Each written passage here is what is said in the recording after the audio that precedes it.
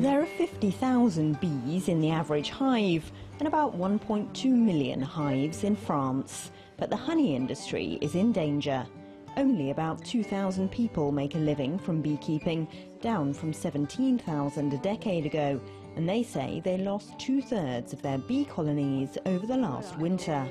The number of professionals collapsed in the 80s and has never recovered. France could produce a colossal amount of honey, but instead we import it. The only region where the number of hives is growing is here, in central Paris. These amateur beekeepers are learning to collect honey from hives. The course they're taking is so popular, it's sold out 2 years in advance.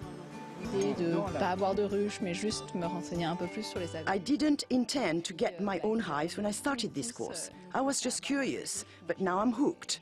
I bought 2 hives in May, so I will have my first harvest later in the year. Hives are popping up all over the city, on the roofs of office buildings, the Prime Minister's residence, and even the Paris Opera.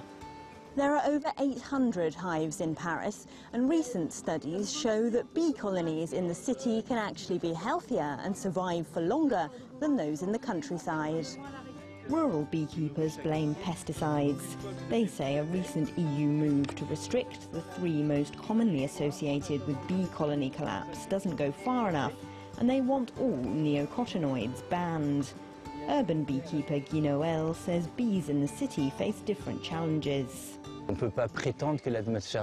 can't say the air in the city is better than in the country. So yes, in the country we have a problem with agricultural monocultures and pesticides, and here we have air pollution.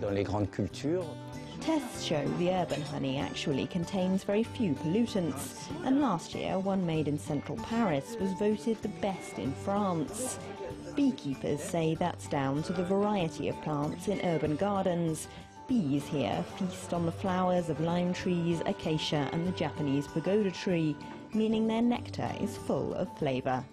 Elena Casas, TRT World, Paris.